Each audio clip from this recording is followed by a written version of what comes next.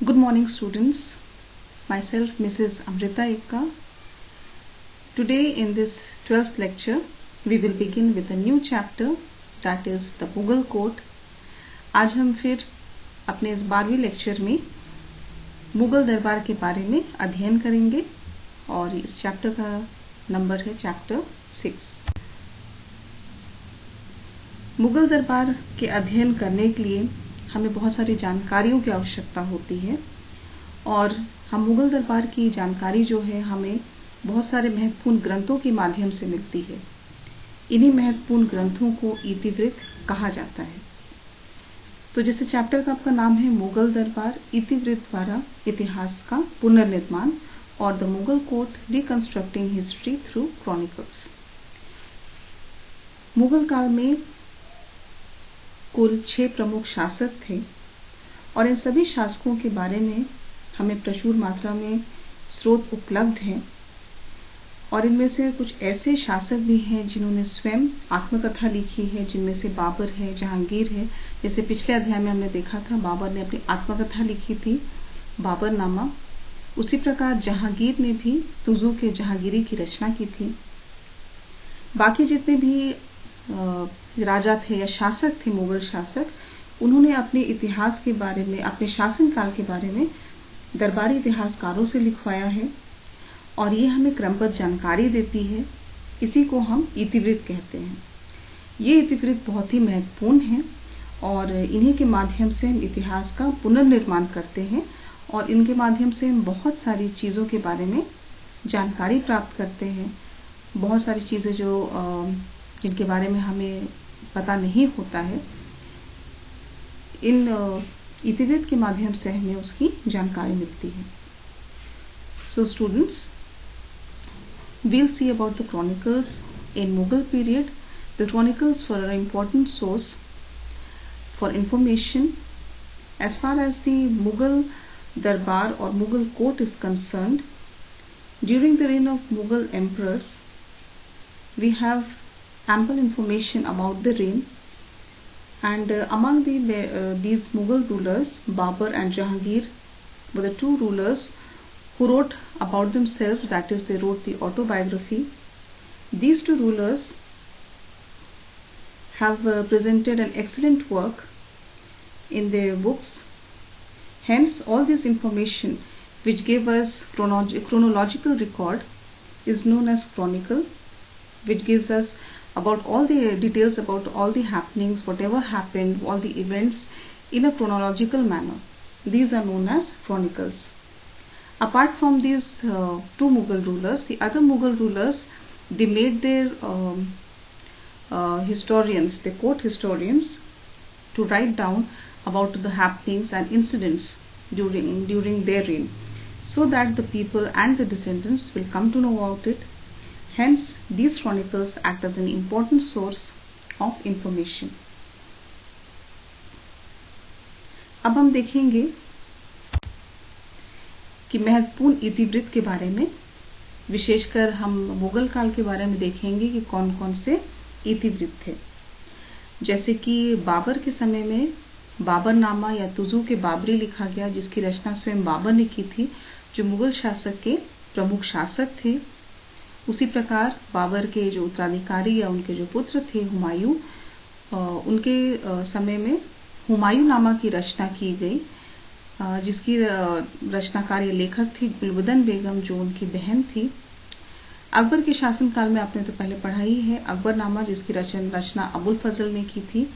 इसके अतिरिक्त तबकाते अकबरी निजामुद्दीन अहमद द्वारा रचित है और मुंतखब उल तारिक अब्दुल कादिर बदायूं द्वारा लिखा गया है और ये भी हमें अकबर के बारे में महत्वपूर्ण जानकारी प्रदान करते हैं।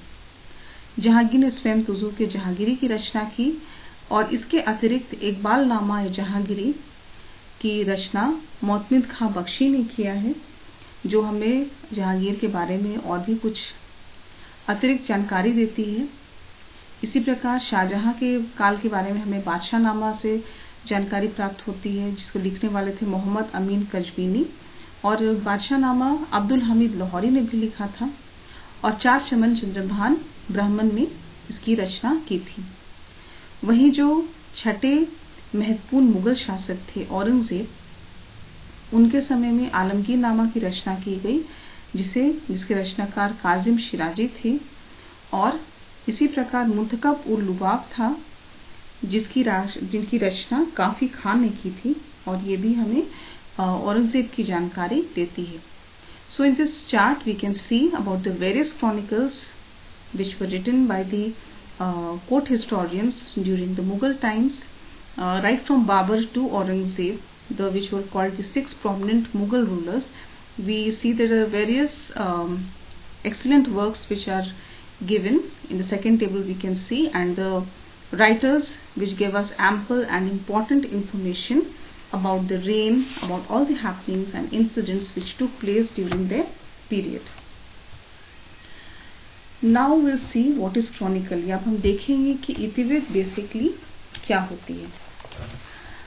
कौटिल्य के शब्दों में, और उन्होंने अर्थशास्त्र में ये भी कहा है कि जो इतिवृत्त है या इतिहास है, इसके अंतर्गत पुराण, इतिवृत्त, ये सारी चीजें आती हैं जो इतिहास के अंतर्गत आते हैं। और इसी प्रकार और भी इतिहासकार हैं, उनके अनुसार इतिवृत्त उस जीवन चरित्र या वंश चरित्र को कहा गया है जिसमें जो लेखक है वे राजकीय प्रलेखों या प्रशस्तियों के आधार पर सत्य के अधिक निकट रहकर हमें इतिहास लिखने का प्रयास करते हैं और उसकी जानकारी देती है। इतिवृत्त जो है इसमें कल्पना और अलंकार जो है कम से कम प्रदर्शित रहता है। मतलब इसमें जो भी लिखा जाता है इसमें कल्पना नहीं किया जाता है, जो सच है वही लिखा जाता है, ऐसा माना जाता है, और हम सच के अधिक निकट होते हैं। इसमें अलंकृत नहीं किया जाता है, यानी कि इसमें मनगढ़ंत बातें कम जोड़ी जाती हैं। इसी प्रकार वानभट्ट के हर्षचरित को एवं कल्हण की राजतरणी को विशिष्ट ऐतिहासिक स्वरूप के कारण इतिवृत्त के अंतर्गत रखा गया है। तो जो वानभट्ट ने हर्षचरित या सम्राट हर्ष के बारे में लिखा है, वही कल्हण ने जो राजतरंगिणी की रचना की है, इसमें हमें बहुत ही महत्वपूर्ण जानकारी मिलती है, इसलिए इन ग्रंथों को इतिवृत्त या क्रॉनिकल्स कहा गया है। इस प्रकार इन इतिवृत्तों के माध्यम से हमें महत्वपूर्ण जानकारी मिलती है, और ऐसा माना गया है कि इसमें जो बेकार या मनगढ़ंत बातें हैं ये कम होती है, और इसमें कल्पना से संबंधित बातें जो है वो ज्यादा नहीं होती हैं। इसीलिए ये माना गया है कि जो भी इतिवृत्त में जो भी जानकारी है वो काफी हद तक माननीय है। मुगल काल में भी शासकों ने दरबारी इतिहासकारों को अपने काल का विवरण लिखने का कार्य सौंपा, जैसे अकबर ने किया था। अकबर ने अपने समय का इतिहास अबुल फजल को दिया था। उसी प्रकार हुमायूं के शासनकाल में गुलूदन बेगम ने हुमायूं के शासनकाल का विस्तृत हमें विवरण दिया उसमें। लेकिन इन दरबारी इतिहासकारों ने शासक की प्रशंसा की, मगर साथ ही मुगल दरबार की तथ्यपरक जानकारी भी प्रदान की, जो कि सत्य के अधिक निकट थी। यहाँ पर हम देखेंगे कि दरबारी इतिहासकार, जैसे पहले हमने बताया था आईने अकबरी में, कि ये दरबारी इतिहासकार जो थे ये सम्राट की अधिक प्रशंसा करते थे। कहने का अर्थ ये है कि ये सिर्फ सकारात्मक पक्ष को ही सामने रखते थे, नकारात्मक पक्ष को सामने नहीं रखते थे, क्योंकि वे सम्राट से सुझाव लेते थे कि वे ग्रंथों को कैसे लिखें, या एक अन्य शब्दों में कह सकते हैं कि ये निर्भीक या पूरी तरह से स्वतंत्र रूप से रचना नहीं करते थे। लेकिन इसकी आलोचना भी की गई है, लेकिन इसके बावजूद भी इसमें जो तथ्यपरक जो जानकारी दी गई है वो बहुत ही महत्वपूर्ण है और सत्य के अधिक निकट है। और इसमें जो भी घटनाओं का विवरण है वो पूरा कालक्रमिक है, यानी कि पूरा क्रमिक तरीके से उसका विवरण किया गया है। और इसी प्रकार जैसे अकबरनामा का यहाँ पर उदाहरण दिया गया है, या तुजू के जहांगीरी, इसका उदाहरण दिया गया है, ये महत्वपूर्ण इतिवृत्त की श्रेणी में आते हैं। इस प्रकार मुगलकालीन इतिहास के पुनर्निर्माण में, यानी कि हमें इतिहास के बारे में जो भी जानकारी मिलती है, मुगल काल के इतिहास के बारे में जो भी हमें महत्वपूर्ण बातें पता चलती हैं, इसमें जो इतिवृत्त है एक महत्वपूर्ण स्रोत के रूप में सिद्ध होते हैं। और इसमें छोटी से छोटी घटनाएं या दरबार की जो भी छोटी से छोटी सूचना जो थी, ये इतिवृत्त के माध्यम से ही मिलती है। यानी कि दरबार जो है वो कैसे लगते थे, दरबार में क्या क्या घटनाएं होती थी, या सम्राट के प्रवेश से पहले उनका आगमन से पहले लोग कैसे उनके आदर के सम्मान में खड़े होते थे। ये सब छोटी छोटी जो चीज़ें हैं, जो बहुत डिटेल डिस्क्रिप्शन है, बहुत ही विस्तार रूप से जो भी विवरण है, हमें इतिवृत्त के माध्यम से ही मिलती है। तो इतिवृत्त लिखने का मुख्य उद्देश्य ये था कि शासक जो इन पाठों का, ये जो भी लिखा जा रहा है उनके बारे में, इसका संप्रेषण चाहते थे। वे चाहते थे कि वे अपने राज्य में इसे लागू करें, यानी कि जो उनकी प्रजा है ये उनके बारे में जाने, और आने वाले जो भी उनके वंशज हैं वो उनके बारे में जाने, उनके उपलब्धियों के बारे में जाने, उनके जैसे शाही उनका जीवन कैसा था, उनकी विचारधाराएं कैसी थी, उनके शासन काल में क्या क्या मुख्य गतिविधियां थी, और ये सब व्यक्तिगत रूप से जो जानकारियां हैं जो है, ये हमें इतिवृत्त द्वारा ही अवगत कराया जाता है।